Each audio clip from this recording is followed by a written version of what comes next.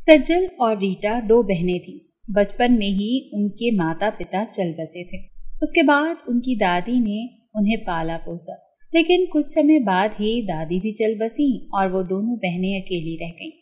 कुछ समय तक तो दोनों बहुत उदास रहीं, लेकिन अपना पेट भरने के लिए कुछ ना कुछ तो करना ही था। सज्जल बहुत समझदार और अच्छी लड़की थी और उसे अपने और अपनी छोटी बहन रीटा का ख्याल भी रखना था। कुछ समय तक दादी के जमा किए पैसों से खर्च चलता रहा, लेकिन अब उनके पास खर्च करने के लिए कुछ भी नहीं था। 3 दिन गुजर गए थे और दोनों को बहुत भूख लगी थी कि सज्जल बोली, रीटा, कितने दिन हो गए हैं, हमने ढंग से कुछ भी नहीं खाया।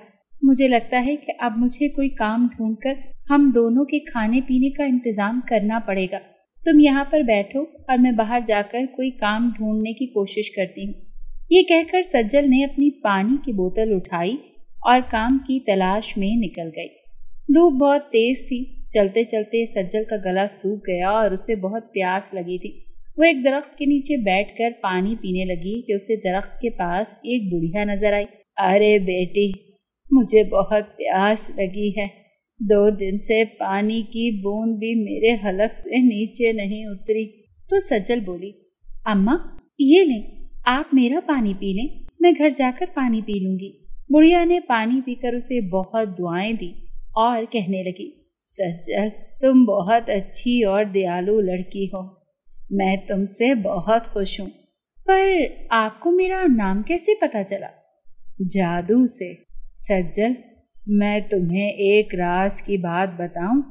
अगर अब तुम्हें कभी भी भूख लगे तो रसोई में एक खाली बर्तन लेकर उस पे ये जादुई मंत्र पढ़ना, बना दो हमें कुछ मजेदार खाने को, तो वो तुम्हें बहुत मजे के खाने बनाकर देगा। और जब तुम्हारा पेट भर जाए तो उसे रोकने के लिए कहना, रुक जा, अब हमारा पेट भर गया, तो वो रुक जाएगा। लेकिन एक बात जरूर याद रखना, तुम जितनी अच्छे काम करोगी तो वो बर्तन और ज्यादा मजेदार खाने बनाएगा। शुक्रिया अम्मा, हमने 3 दिन से कुछ भी नहीं खाया। आज घर जाकर खूब पेट भरकर खाना खाऊंगी। सज्जल बहुत खुशी खुशी अपने घर को जाने लगी। घर पहुंची तो रीटा उसका इंतजार कर रही थी। अरे सज्जल, तू कहाँ चली गई थी? भूख से मेरे पेट में चूहे दौड़ रहे हैं। जरा रसोई में देखो, कोई बर्तन रखा है क्या? हाँ, एक बर्तन रखा है। हाँ, तुम वो बर्तन रसोई में निकाल कर रखो, मैं आती हूँ। रीटा रसोई में जाती है और वो बर्तन निकाल कर रख देती है। फिर सज्जल उस बर्तन पर वो जादुई मंत्र पढ़ती है, बना दो हमें कुछ मजेदार खाने को।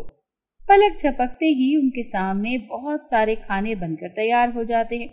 दोनों इतने मजेदार खाने को देखकर बहुत खुश होती हैं और दोनों पेट भर कर खाना खाती हैं। जब दोनों को पेट भर जाता है तो सज्जल उस बर्तन से कहती है, रुक जा, हमारा पेट भर गया है। तो खाना बनना रुक जाता है। अब जब भी उन्हें कुछ खाने का दिल करता है तो वो जादुई मंत्र बोलकर अपने लिए बहुत सारा खाना बनवा लेती हैं। ऐसे ही उनका खाने का मसला हल हो गया। अब एक दिन सज्जल किसी काम से घर से बाहर जाती है। सज्जल तो बाहर गई है और अभी तक आई नहीं और मुझे बहुत भूख लगी है। चलो जादुई मंत्र पढ़कर बर्तन से कुछ बनवा लेती हूँ। वो जादुई मंत्र पढ़ती है और अपने लिए बहुत सारे खाने बनवा लेती है। फिर वो पेट भर कर खीर खाती है, लेकिन उसको बर्तन को रोकने का मंत्र नहीं आता। थोड़ी ही देर में खीर बर्तन में से निकलकर पूरी रसोई में गिर गई। इतने में सज्जल घर आ जाती है और जादुई मंत्र को बोलकर बर्तन को बंद कर देती है। फिर रीटा बोली, सज्जल, ये क्या हो गया? अब हम इतनी सारी खीर का क्या करेंगे? तो सज्जल कहती है, हम ये सारी खीर लोगों में बांट देते हैं, ऐसे खीर भी जाया नहीं होगी और लोग भी खुश हो जाएंगे। रीटा और सज्जल ने फिर सारे गांव में खीर बांट दी। सब लोग वो खीर खाकर बहुत खुश हुए। लोगों ने खीर की बहुत तारीफ भी की। सज्जल ने सोचा कि क्यों न हम अपने गांव में एक खाने का होटल खोल लें। इस गांव में वैसे भी कोई खाने का होटल नहीं है। फिर रीटा और सज्जल ने गांव में एक खाने का होटल खोला और उस होटल का नाम रखा जादुई पकवान।